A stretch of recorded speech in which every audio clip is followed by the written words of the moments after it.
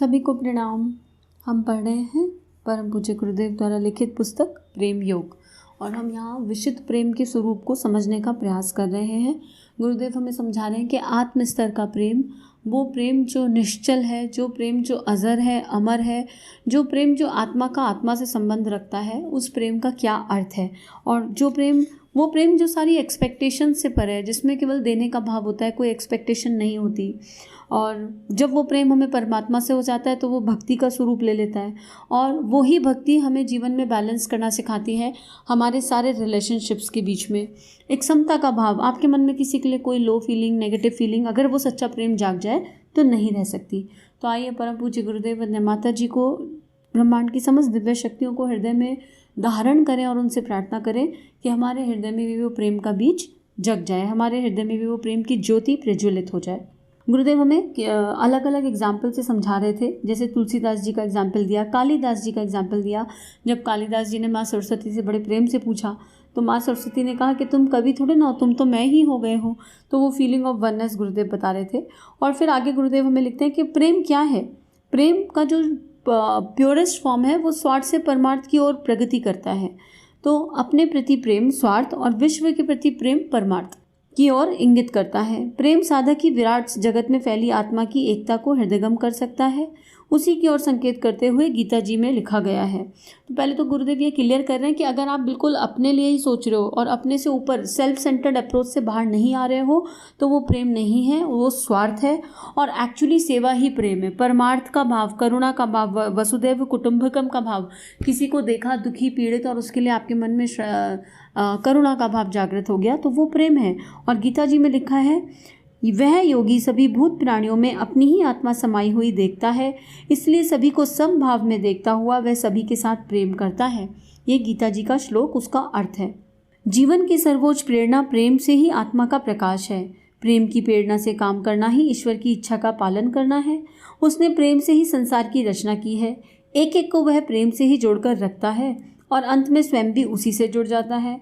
अन्य सब साधनाएं जो ईश्वर को प्राप्त करा सकती हैं, देश काल स्व स्थिति के अनुसार बदल अदल सकती हैं, लाभदायक भी हो सकती हैं और हानिकारक भी, किंतु शुद्ध प्रेम की साधना में कहीं भी किसी भी परिवर्तन की आवश्यकता नहीं है। गुरुदेव प्रेम को सर्वोच्च पद दे रहे हैं और बोल रहे हैं कि जो भी कार्य हम कर रहे हैं, अगर वो कार्य करने के लिए हमारे भीतर जो इंटेंशन है, जो प्रेरणा है, वो प्रेम से है, विशुद्ध प्रेम से है, तो हमें किसी और चीज़ की ज़रूरत नहीं है। साधना तो बहुत सारी हैं और बहुत सारी साधनाएं की जा सकती हैं, लेकिन उनके हानि लाभ हैं। पर अगर आपने सच्चे दिल से, सच्चे मन से, बिल्कुल विशुद्ध प्रेम से कोई कार्य किया है, वो चाहे किसी के लिए भी किया हो, वो चाहे परमात्मा के लिए किया हो, सेवा भाव से किया हो, तो वो अनंत काल तक स्थिर रहता है, उसमें कोई परिवर्तन की आवश्यकता नहीं होती। आगे गुरुदेव लिख रहे हैं, प्रेम आत्मा को झकझोर कर जगा देता है और व्यक्ति को परमार्थवादी बनाने को विवश कर देता है। प्रेम का शुद्ध अर्थ है विश्वास। जो निराकार सत्ता में विश्वास करना सीख गया, ईश्वर उससे दूर नहीं रह सकता। प्रेम का अर्थ है विश्वास, किसके प्रति? निराकार सत्ता। मतलब कोई है अनदेखा, अनजाना सा, जिसके प्रति प्रेम हो गया, जिससे प्यार हो गया, जिस पे विश्वास है कि वो है और अब जीवन में सब कुछ उसके माध्यम से अच्छा ही अच्छा होना है।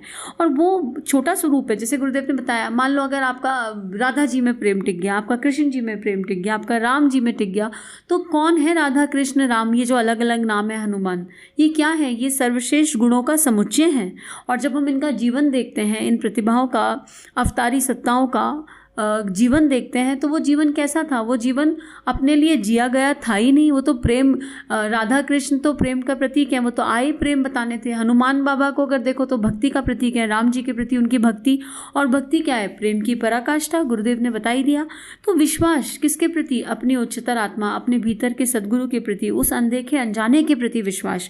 अब कई बार यहाँ ये प्रश्न आता है कि ये कहना तो आसान है कि सब में एक ही देखो, सब में वो भगवान को देखो। ऐसे तो देखा नहीं जाता, ऐसी लीला तो बहुत मुश्किल देखना। क्यों नहीं देखा जाता? क्योंकि मेरा मैं बीच में आ जाता है बार बार, इसलिए हम नहीं देख पाते। हमारा आई बीच में आ जाता है। अब मान लो कोई घटना घटित हुई, कोई ना कोई घटना कभी ना कभी जीवन में घटित हो ही रही है, हर पल कुछ ना कुछ हो ही रहा है। और जब हम इस पृथ्वी रूपी पाठशाला पर आए हैं तो हम सीखने आए हैं, ये तो निश्चित है, ये तो हम सब समझते ही होंगे। अगर कोई प्रेम योग बुक सुन रहा है तो उसका जीवन, उसकी जो है लर्निंग यहाँ तक तो हो ही गई है कि उसको ये समझ में आया है कि हम यहाँ आए हैं तो सीखने के लिए आए हैं। अब जब हम यहाँ सीखने आए हैं तो अकेले अकेले बैठ के तो कोई बच्चा कुछ नहीं सीखता, एक टीचर साथ में होती है ना, रोल प्ले करती है। और क्लास में जब ज़्यादा बच्चे होते हैं तो हम ज़्यादा अच्छे से सीख पाते हैं, है ना। 1 to 1 में सीखेंगे तो कितना सीखेंगे, कहाँ तक सीखेंगे, और दूसरे के एक्सपीरियंस से भी सीखना चाहिए। तो जब सीखने आए हैं और कोई मान लो कोई भावना सीखनी है तो उसमें कोई सिचुएशन घटित हो गई, कोई घटना घटित हुई, तो आपने सीखना है कि इस घटना से मेरी लर्निंग क्या हुई। लेकिन हमारा जो कॉन्शियस है, जो हमारा फोकस है, वो उस परिस्थिति को एनालाइज नहीं करता, उस घटना को एनालाइज नहीं करता। हमारा फोकस चला जाता है सामने वाले व्यक्ति पे जो उस पूरे घटनाक्रम में अपना रोल प्ले कर रहा है, और हमारा मिथ्या भ्रम उस रोल प्लेयर के लिए धारणाएं बनाने लगता है। अब हम उसमें परमात्मा नहीं देख पाते। हम सोचते हैं, हम ये समझ ही नहीं पाते कि भगवान ने उस सामने वाले की बुद्धि को वैसा बना दिया, इसलिए वो ऐसा बिहेव कर रहा है। अब मान लो कोई आप पे बहुत क्रोध कर रहा है, बहुत क्रोध कर रहा है, तो पॉसिबल है कि आपको सीखना हो कि क्रोध का जवाब प्रेम से दिया जाता है, विशुद्ध सच्चे दिल के प्रेम से, राइट। ये पॉसिबल है। यहाँ ये नहीं कह रहे कि अन्याय को सहना है ना। बहुत बहुत डिफरेंस अंतर है। अगर 1 to 1 पे चल रहा है तो कार्मिक है, लेकिन अगर आप सड़क पे जा रहे हो और किसी के साथ अन्याय हो रहा है और आप मूक दर्शक बन के देख रहे हो, किसी स्त्री के साथ अनाचार हो रहा है, अत्याचार हो रहा है, तो वो कायरता है। तो ये बहुत थिन लाइन डिफरेंस है, इसको समझना है। लेकिन अभी हम बात कर रहे हैं 1 to 1 लाइफ की। तो अगर कोई बहुत क्रोधी स्वभाव का आपके घर में है तो पहले तो हमें ये समझना है कि हम इस क्रोध को डील कैसे करना है। और क्रोध का उत्तर क्रोध से कभी नहीं दिया जा सकता, क्रोध का उत्तर केवल प्रेम से दिया जा सकता है। अब यहाँ जब हम प्रेम देने लगते हैं तो हमारे मन में ये भाव आ जाता है कि ये प्रेम जो हम दे रहे हैं ये पहुँचे, और ये उस डेट तक पहुँचे जिस डेट तक हम चाह रहे हैं। पर प्रेम ने ये शर्त तो नहीं रखी थी ना प्रेम देने से पहले कि मेरी जो डेट मैंने निर्धारित करी है उस डेट तक ये प्रेम पहुँचेगा। प्रेम तो बस देने का नाम है, देते जाओ देते जाओ। कब पहुँचेगा, कैसे पहुँचेगा, किस रूप में पहुँचेगा, ये देखना मेरा काम तो नहीं है। और अगर आप चाहते हो कि सामने वाले का क्रोध कम हो जाए तो आप उसके गुस्से पे फोकस ना करने की बजाय उसके गुस्से को फोकस ना करें, और हम अपने मन से सद्भावना निकालें। जब आपके दिल से, पूरे अंतःकरण से प्रार्थना निकलेगी उस सामने वाली सोल के लिए जो रोल प्ले कर रही है, पहले तो थैंक यू की फीलिंग, क्योंकि अगर वो क्रोधी नहीं होता तो आपको क्रोध से डील करना कैसे आता, पहली चीज़। दूसरी चीज़, उस सामने वाली आत्मा का भी परिष्कार होना चाहिए, उसको भी समझ में आना चाहिए कि क्रोध अनुचित है, तो उसके लिए सद्भावना। हम अगर क्रोध नहीं कर रहे हैं आज तो ये हम पे कृपा नहीं है। क्रोध तो एक बहुत कॉमन चीज़ है, किसी को भी कभी भी आ सकता है।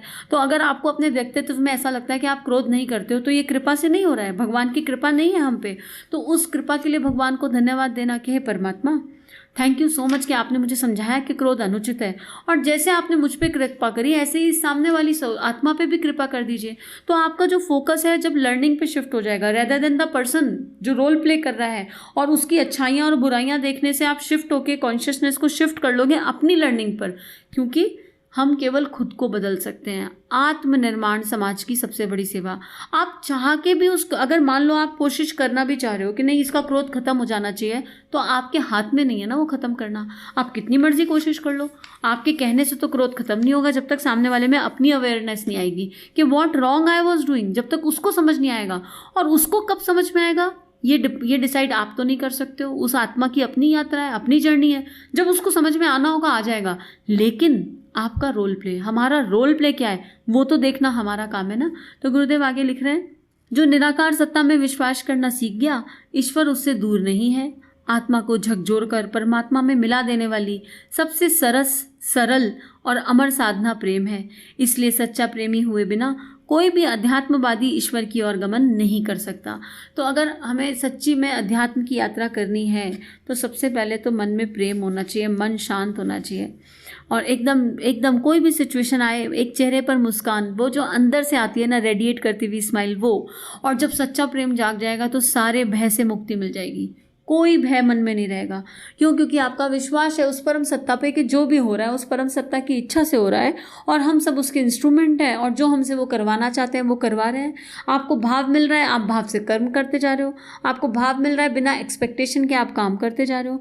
आपके मन में जब प्रेम मन में जाग जाएगा ना, तो कोई प्रेम के विपरीत भाव मन में रुक ही नहीं सकता, एक सेकंड के लिए भी नहीं रुक सकता। और ऐसी कृपा भगवान की बरसती है कि मान लो अगर आपके मन में कोई लोअर इमोशन आ भी गया, कोई ईर्ष्या का भाव, राग का भाव, कंपटीशन का भाव, तो भगवान उसकी क्लीनिंग करे बिना आपको छोड़ेंगे नहीं।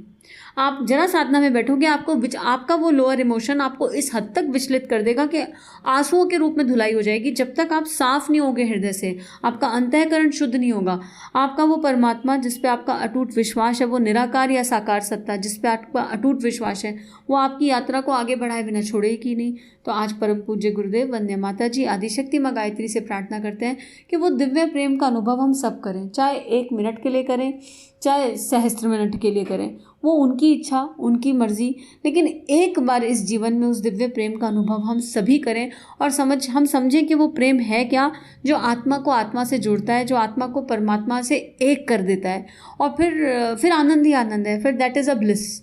तो आज का स्वाध्याय यहीं समाप्त करते हैं। सभी को प्रणाम, सभी को थैंक यू, सभी को धन्यवाद। इस तरह की और वीडियोस देखने के लिए हमारे चैनल को सब्सक्राइब कीजिए। आप सभी का बहुत बहुत धन्यवाद।